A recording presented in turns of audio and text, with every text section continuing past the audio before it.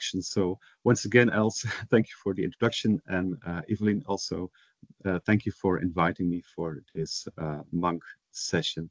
So I would like to start by making some apologies, first of all, for all the technical issues, of course, that I hope will be resolved soon. But also, well, I'm just a simple historian and archivist. I do know something about medieval archives, but I know actually very little about medieval manuscripts, about medieval illuminated manuscripts, such as the fabulous ones in the Mmmonk project.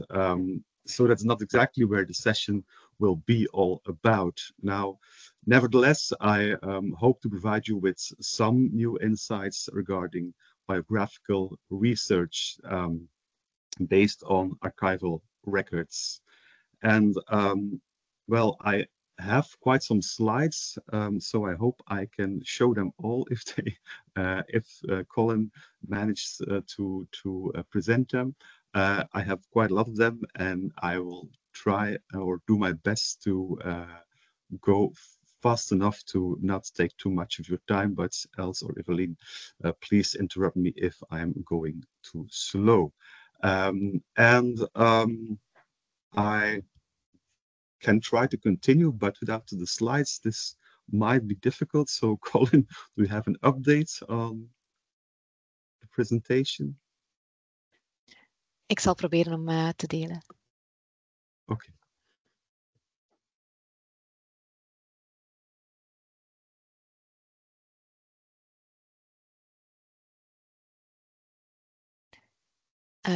We now see the presentation, Evelyn. It's the PDF, yeah. So I hope that's okay. We'll just try it like that, and then I'll just have to say next slides to move on, even if that's okay for you. Okay. So, well, next slide, please. Okay, so let me start by stating the obvious. Why should we even bother conducting biographical research? Well, I believe that there are a number of good reasons to do so. First of all, this kind of research enables us to, well, to identify some donors that are unknown. And I also believe that this kind of research enables us to learn more about the context of the work of art. It helps us to explain the iconography of a painting. It tells us more about the circumstances of the commission, about the artist itself and his relation to the donor.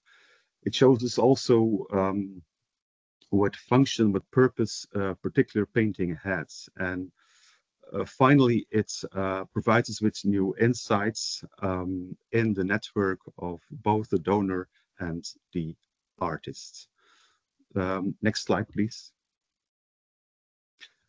So I would like to convince you of the numerous possibilities of this type of research based on my own experiences, my research, my PhD research on the secular clergy of late medieval Bruges, and more specifically the canons of saint donations.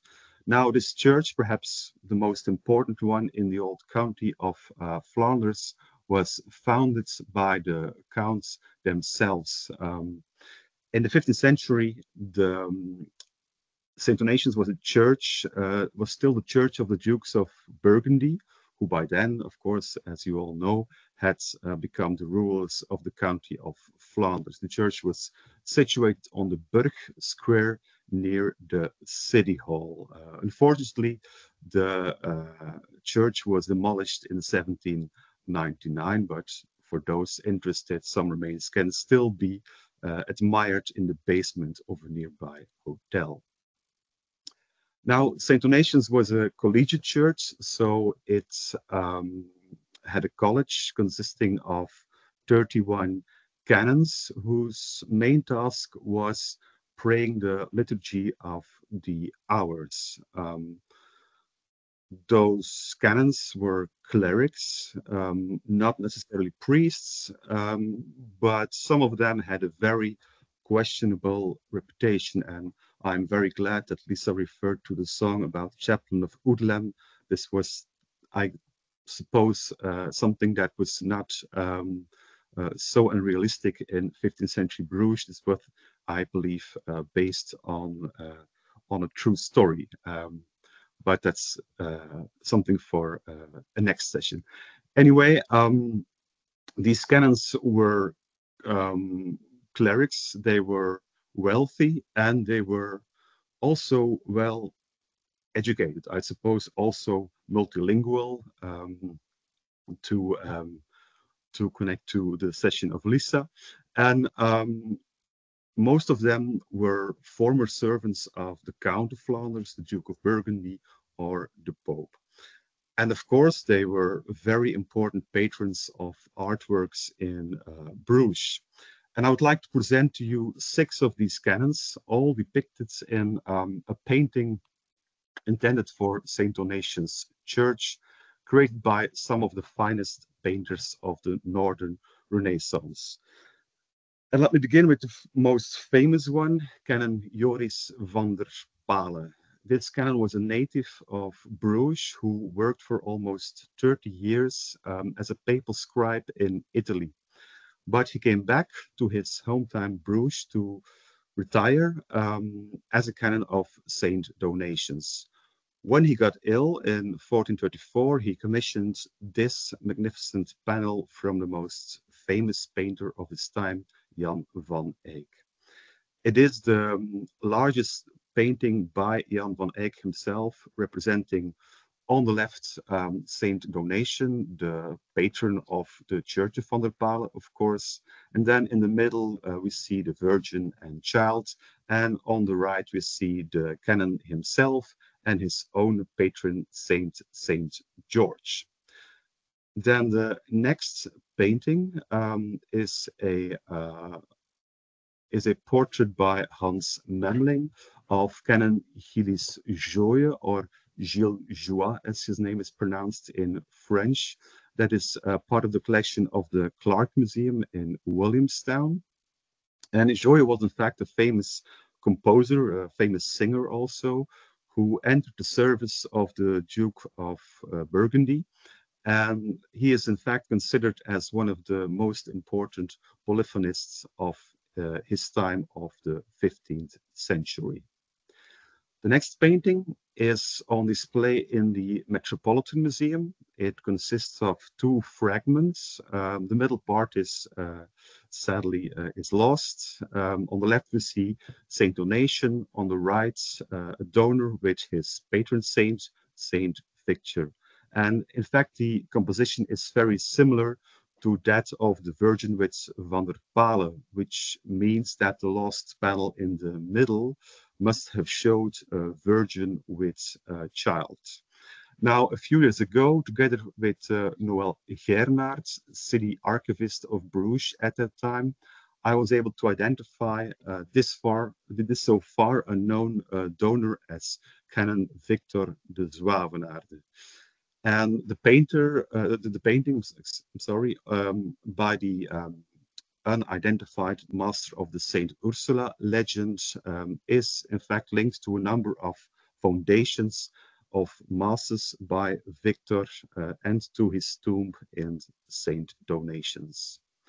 And then the next painting is a work of Simon Marmion, a painter who worked mainly in Valenciennes. And it belongs to the Museum of Philadelphia. And it shows us an unknown canon with Saint Jerome. And very recently, together with a French colleague, I was able to identify the donor as a canon of Saint Donation. But since our article is not published yet, I can't reveal his exact identity. So I suggest I just call him Canon X for the time being. Then the next 2 paintings are paintings by Gerard Davids, who is considered the last important painter of the Northern Renaissance in Bruges. And he has worked on behalf of 2 canons. The first one is Bernardinus de Salviatis, an illegitimate son of a merchant of Florence. And well, both paintings in the National Gallery are they on display. And the second one depicts another canon, Ricardus de Capella. So the next slide, please. Ricardus de Capella, or Richard La Chapelle in French, or Rijkaard van der Capelle in Dutch. And he was a descendant of a Flemish aristocratic family and a high-ranked official of the Duke of Burgundy. Now, I warned you that I wasn't going to talk about manuscripts, but on the next slide, yes, so those of you who paid attention might have noticed a few manuscripts on the paintings. On the left, you see Van der Pale, who is reading his book with the famous glasses in his hands. And in the middle, you see a beautiful illuminated book that is on a table next to our Canon X. And on the right, we see Barbara, one of the saints on the panel commissioned by Ricardus de Capella, who is also reading a book. So I think it should be clear that these canons were owners, readers, and buyers of manuscript. But I remember from the presentation of Lisa that the survival rate is very low. Thus, I guess these manuscripts must or probably not preserved. Now, what to do if you want to find out more details about the donors? Is archival research really necessary? Of course, I'm an archivist, so I would definitely say yes. But I realized that even after the session of Mmmonk School, archival research will still present some challenges. One must be able to read old handwriting, to understand Middle Dutch or Latin, and so on. But luckily, there is some kind of a roadmap. The first way to learn more about particular individuals, of course, is to check the published studies. For instance, if you would like to know more about the clergy of late medieval Bruges, I would definitely suggest to read some articles by Hendrik Callewier. I can assure you that his work is based on very reliable research of all kinds of archival documents, so no need to do that all over again.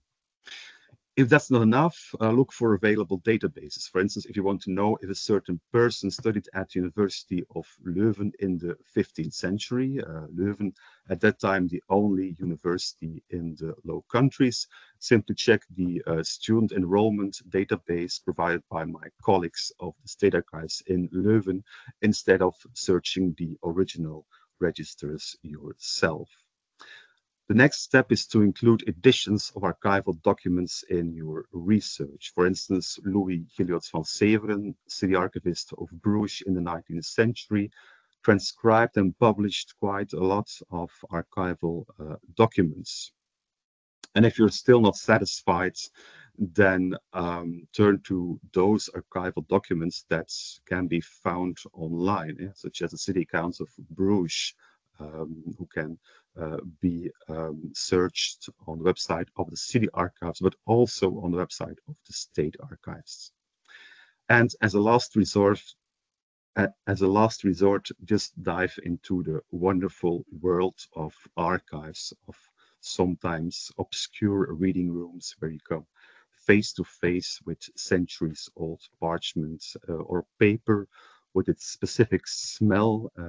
I refer to Lisa, her podcast. I remember she was talking about the first time she went to the archives. She remembered the smell of parchment.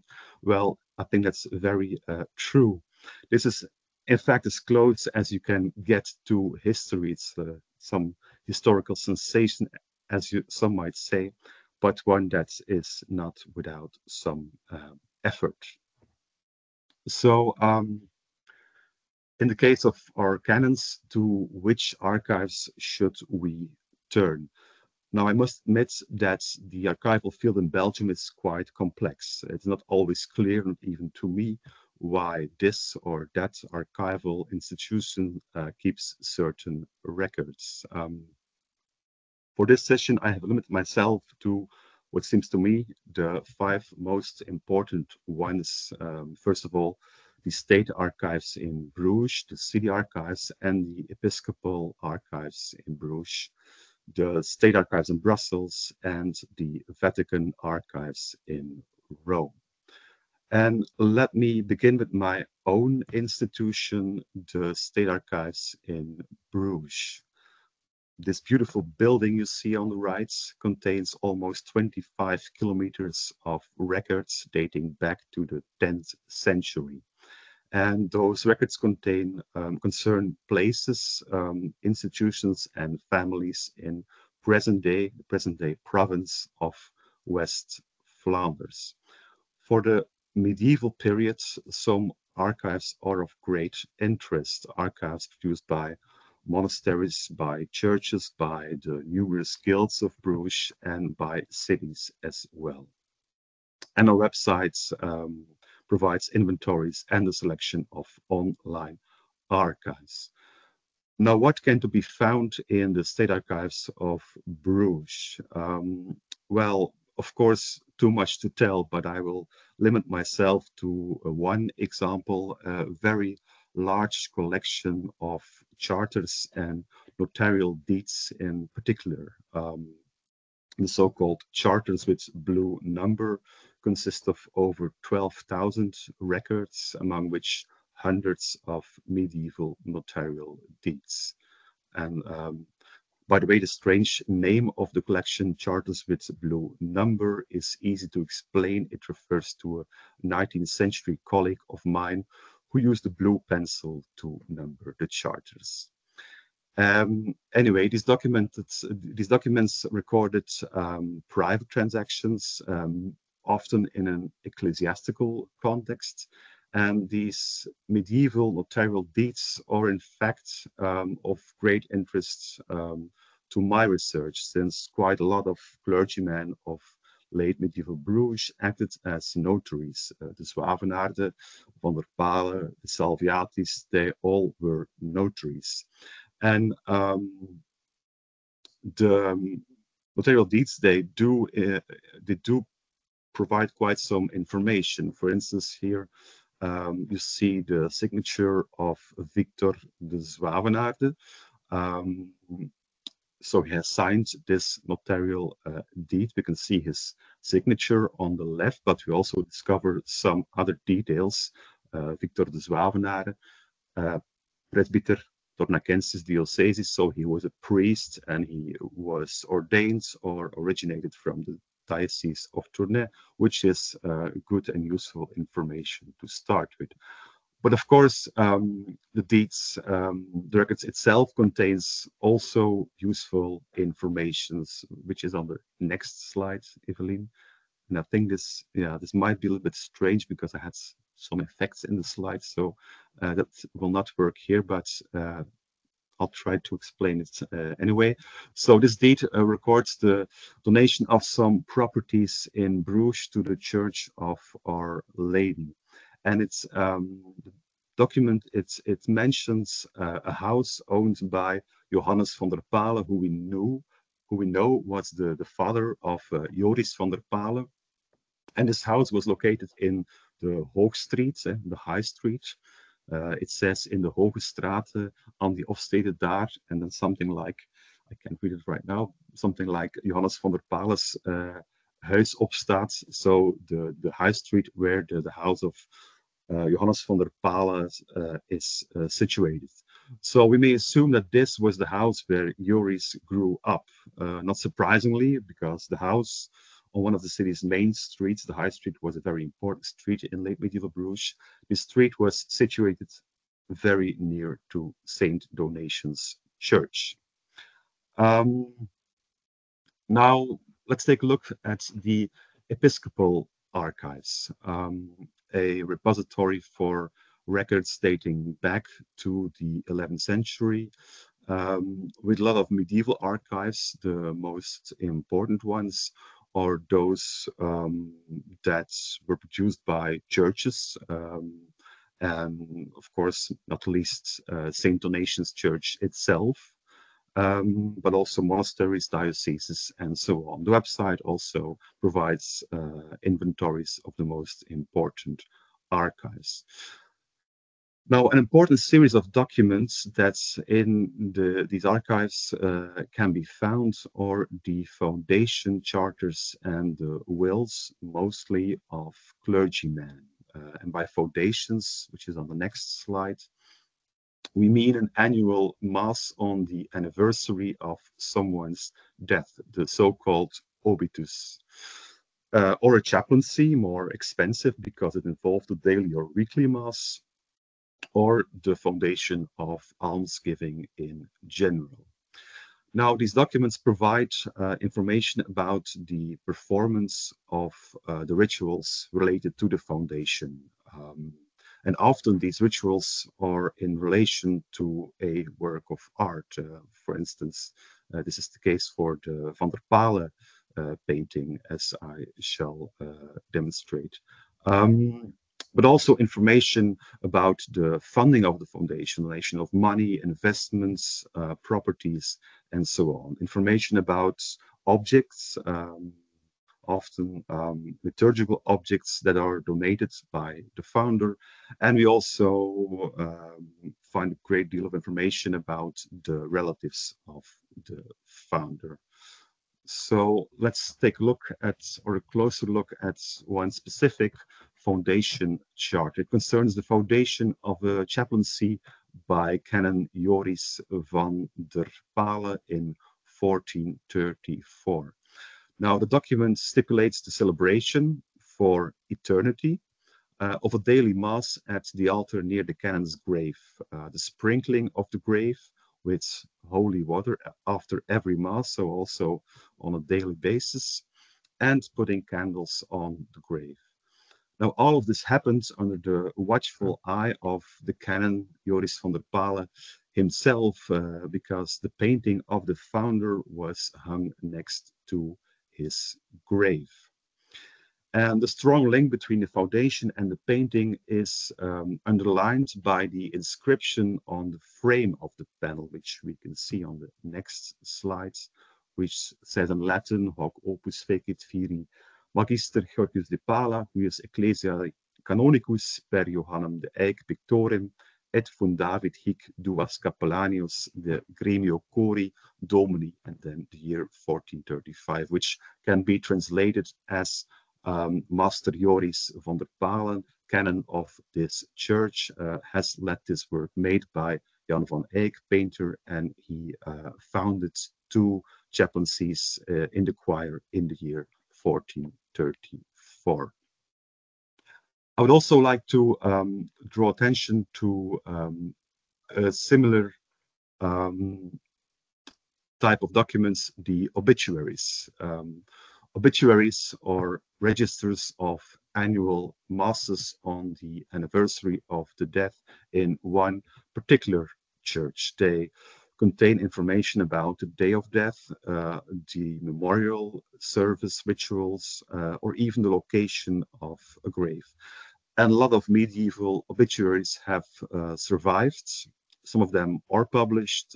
For example, one of St. Donations by Helios van Severen, the city archivist that I already mentioned. Not a copy in the episcopal archives, but another copy in the city archives. So in one of the obituaries of St. Donations, quite some information can be found about the canons I'm interested in. For instance, it appears that every year on the 8th of May, an obitus should be celebrated for Master Victor de Zwavenaarde, who was a priest, obitus magistri Victoris de Zwavenaarde, presbyteris, but also held a degree of doctor in canon law, decretorum doctoris, and the service was performed near his grave, situated at the altar of the saints Lieven and Victor. So at sepulchrum juxta altare sanctorum Livini et Victoris. So not only does this document tell us where the grave was to be found, but almost certainly where the painting of Victor de Zwavenaarde and his patron saint, now in the Metropolitan Museum, was hung. Then next series of documents to be found in the episcopal archives are the estate inventories and accounts. They were drawn up at death by the executor of someone's will, and sometimes they contain information about the funeral, about the cause of death, because there's a payment to a doctor mentioned, for instance, or about the activities of the deceased because of overdue payments, for instance. And the estate's inventories and accounts also list properties and objects owned by the deceased, and very often also works of art. And usually the names of quite some relatives are revealed. A nice example of such an account is the one on the estate of Canon Bernardinus de Salviatis, who died in 1519. And it mentions, among many other things, because it consists of several pages, it mentions the donation of a panel with an image of Our Lady on the one side and the image of Bernardijn on the other side. And it's a donation to a widow named Martine. It says that there's a tafelet met Maria-beelden over één zijde en de image van een voornoemde meester Bernardijn over de andere zijde. Now, this proves that Canon Bernardinus was not only a patron to Gerard David, but that he possessed other works of art as well. And according to the National Gallery, this is not my theory, but the one of the National Gallery, this relationship with Martine is very interesting because she is considered his concubine, and it might cast light on the otherwise unexplained presence of Saint Martin in the panel by Gerard David. You see Saint Martin on the left in the panel. So in short, the saint is a reference to the priest's concubine with the same name. So thank God this account has survived to explain to us the iconography of the painting. This may seem like a juicy fact or theory, but it is nothing in comparison to the information provided by the next series of registers kept in the episcopal archives, the Capitular Acts.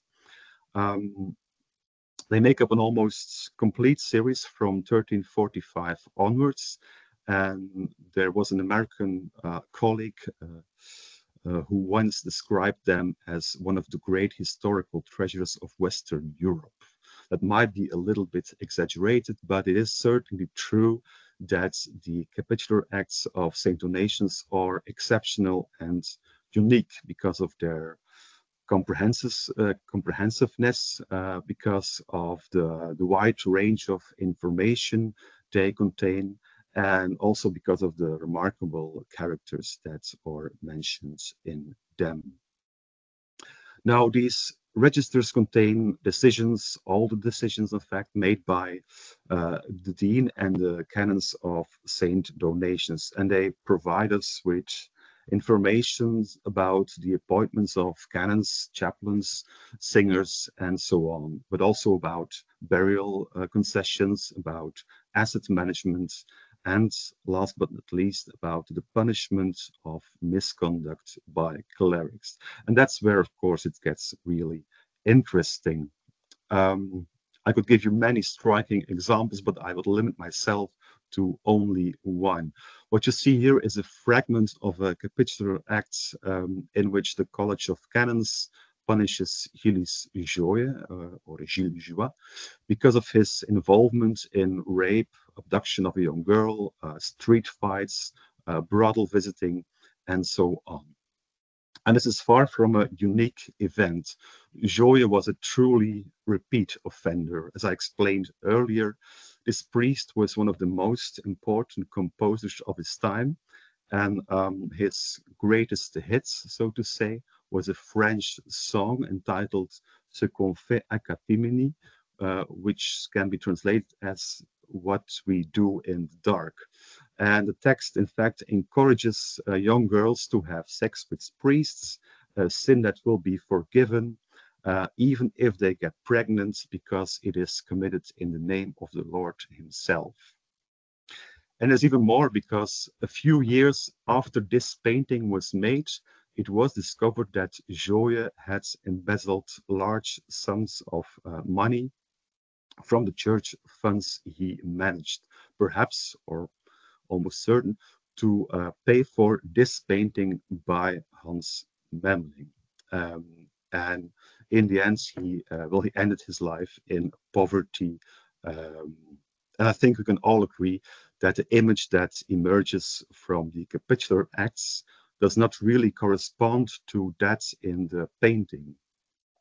Memling painted a devout man with folded hands ready for prayer. And in a way, these documents tell us the real story behind this work of art. Paintings like these were a deceiving facade, a constructed reality, somewhat similar to what influencers today pretend to be on social media. So let us continue with another archival institution, the City Archives in Bruges, situated on the Burg Square in Bruges, opposite the location of the former Church of St. Donatians. This is the repository of some 13 kilometers of records dating back to the 12th century. Some important medieval archives are, of course, those of the city itself, but also of the numerous guilds, the hospices, the poor tables, and some important families, such as the most famous one, the Adornis family. And the website of the city archives provides some very useful databases and online archives. And a very typical series of documents in the city archives are the registers of new burghers, or poortersboeken in Dutch. And these registers, they recorded entries of new citizens called poorters, mostly migrants. The series starts in 1418, but similar information dating back to the end of the 13th century can be found in the city accounts. And the registers usually provide information about the date of the burghership, the profession of the citizen, and his place of origin. Now, all of these registers can be searched online, but that's not even mandatory, since Alfred Jamees has made an edition of the new burgher inscriptions based on the city accounts. And it is in this edition that I found the name of our good friend Gilles Joye, who apparently was a native of my own hometown, Kortrijk. I'm not sure if that's something to be proud of after everything I've read in the Capitular Acts about Joye. So you see here the excerpt. He was on the 9th of May of 1454, he became a citizen of Bruges, and his place of origin was Kortrijk. Another type of documents kept in the city archives, although not exclusively, are the annuity registers, or renteboeken in Dutch. These registers serve to keep track of all the annuities that had to be paid by house owners to a certain institution, for instance, the city, a church, or a monastery. And these registers hold information about house owners and about the precise location of these houses. Now I have to admit, I haven't found any of the 6 canons in the Renteboeken, but there are some other interesting names to be found in those registers. For instance, based on these documents, the residence of painters like Jan van Eyck or Petrus Christus were revealed. So we know that Jan van Eyck lived in the street in the St. Gilles-kerk. Based on this kind of documents, we know that Petrus Christus lived in the Korte Vlamingstraat, exactly on the house that is indicated on the map, thanks to these registers. And however, well, we should be careful because this is actually very time-consuming research. Searching for a particular name in Renteboeken, in annuity registers, is time-consuming. Luckily, art historian Jan Verheyen, who was also the one who discovered the residence of Petrus Christus, has recently published a partial edition of some of these registers. Now let's turn to the State Archives in Brussels now. These are the headquarters of the National Archives, and this institution is part of the Belgian Federal Science Policy Office, also known as BELSPO, and resorts under the Belgian federal government. In Brussels, dozens of archives are preserved, but the main reason why the State Archives in Brussels are very interesting for someone doing research on medieval Bruges or medieval Flanders in general, is the archives of the so-called Rekenkamer van Brussel, the Chamber of Accounts. And these archives contain, among many other documents, the accounts of the household of the Counts of Flanders and their successors, the Duke of Burgundy, but also copies of the accounts of the Flemish cities, such as Bruges.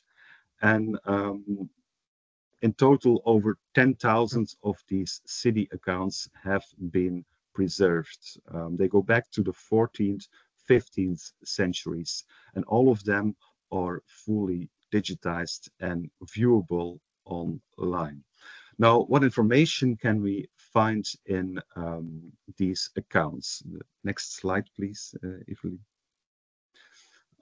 Well, information about the holders of annuities owed by the city, but also information about artisans, painters, bookbinders, musicians paid by the city, information about guests receiving gifts of wine, receiving alms, information about the organization of processions, of major events, such as the first entries of the Duke, for example. Actually, it's a very wide range of information. And research in these accounts can lead to very valuable results, but once again, research can also be very time-consuming.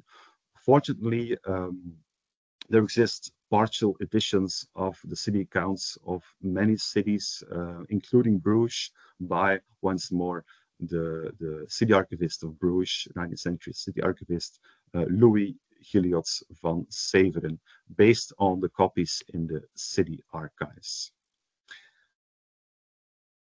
Now, the accounts are also of interest for biographical research on patrons, and I could not immediately find an example for the canons of St. Donation, so I turned to another well-known patron of Jan van Eyck, the Italian Cardinal Niccolo Albergati.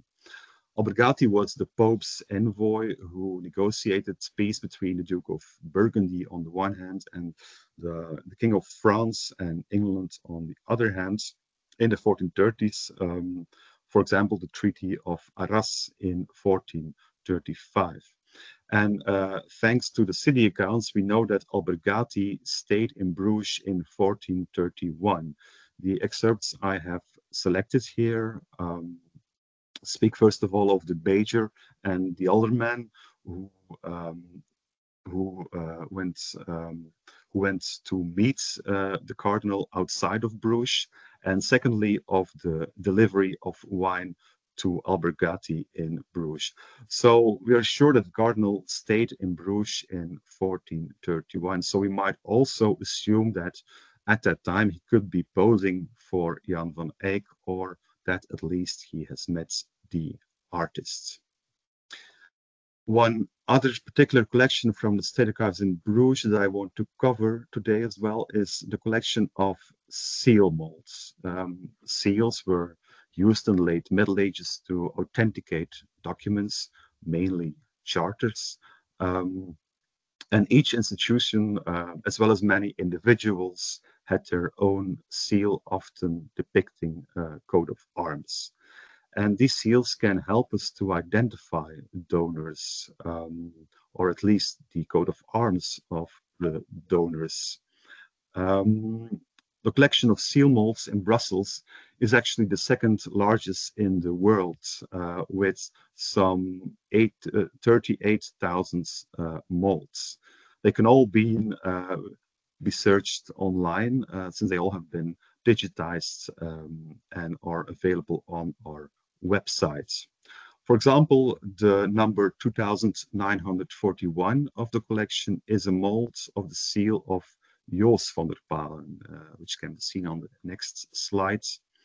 And Joos van der Palen, we know for sure, was the uncle of Canon Joris. On that seal, we see 4 loaves of bread and 2 oven shovels. Why? Because in Middle Dutch, the word pale means oven shovel. So it is this coat of arms that we also find on the frame of the painting by Van Eyck. So on the left, on top, you see the fragment of the frame. The mold is on the right. And then the original seal that you see on the upper right is kept in the State Archives of Kortrijk.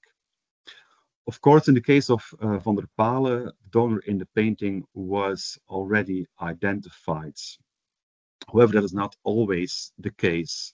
Our mysterious Canon X, for example, is depicted with a coat of arms in the stained glass windows. And during my research, together with a French colleague, I was able to link specifically this coat of arms to a seal in the collection of molds. And it was one of the main arguments for identifying this donor. To conclude, I want to cover one more archival institution, the Vatican Archives. These mysterious archives have really captured the imagination thanks to the pioneering work of well-known scholars as Dan Brown and Tom Hanks. You can see on the picture. The Vatican holds about 85 kilometers of archives dating back to the 8th century, and some of the medieval archives were not accessible for a long time. It is only some decades ago that the situation has changed, but still now access and services are limited. Opening hours are not so wide. No photographs may be taken. The number of documents that can be consulted is limited, and so on. This is unfortunate because I'm convinced that the Vatican Archives have not yet revealed all of their secrets. There's also a lot of information to be found about the Bruges patrons, the main series in that regard, or first of all, the registers of petitions on the next slide. They contain requests from clerics as well, from the laity for favors from the Pope or the Papal Court. The answers to those requests can be found in the papal letters, copies of which are preserved as well. Now, what favors are we talking about here? The granting of ecclesiastical offices or certain privileges, the obtaining of absolution for certain crimes, and so on. Now, as I said, these registers are not easy to consult. Fortunately, quite a few of them have been published in recent decades by various research institutions such as the Belgisch Historisch Instituut van Rome or the Deutsches Historisches Institut or the École Française de Rome. in some series of publications, such as the Analecta Vaticano Belgica, or in the Repertorium Germanicum. You can see an example on the left. The petitions and letters of relating to specifically to the Belgian, French, and German dioceses are collected. Now, in these publications, a lot of information can be found about Canon Joris van der Paal, not surprisingly, since he was, after all, very close to the Pope. For example, this papal letter from Innocent VII, dated 1404, gives van der Paal a dispensation to become a priest. Van der Paal was at the time residing in Rome, but he was also pastor of St. John's Church in Ghent, today's St. Bavo Cathedral, of course very well known for the Ghent altarpiece by Hubert and Jan van Eyck. Now, as I was saying, Van der Paal lived in Rome, so he did not personally carry out the office of pastor. In fact, he was only interested in the income attached to it. This was a typical phenomenon among medieval clergy. Accumulation of ecclesiastical offices and absenteeism were in fact very normal. Now, the office of pastor was reserved for priests only, but Van der Paal was merely a subdean and refused to be ordained a priest. Thanks to this favor from the Pope, he was granted a 2-year postponement, a privilege that, by the way, would later be extended. Van der Paal is just one example. Dozens of others can be found in the Vatican archives, also concerning clerics and laymen who did not reside in Rome. I am almost at the end of my presentation. And now I hope the session has provided some insights into the possibilities of biographical research based on archival documents. On the one hand, research in archives presents some real challenges. There's no doubt about that. This kind of work can be time-consuming and frustrating. It sometimes feels like looking for a needle in a haystack and you don't know where to begin in the first place. But on the other hand, patience and perseverance is usually rewarded. I myself sometimes like to think of research in archives as serendipity. Don't always expect to find what you're looking for, but also expect to find what you are not looking for. For instance, while researching Joris van der Paal in the Vatican archives, I unexpectedly stumbled upon 2 names that were familiar to me, Jan van Eyck and his wife Margaretha. It turned out that the famous couple had submitted a request for a confessional letter to the Pope shortly before the death of Jan van Eyck. This discovery and the article I wrote about it caused quite a stir, much to my own surprise. Because after all, there are very few contemporary documents in which Van Eyck is mentioned. Also, the request provided new information about Van Eyck's origins, which has been a long-standing point of controversy. So the lesson I've learned is don't get discouraged. I would even say, what are you waiting for? Get started with it, hurry to the nearest archives. So with this hopefully inspiring thought, I would like to conclude and thank you for your attention.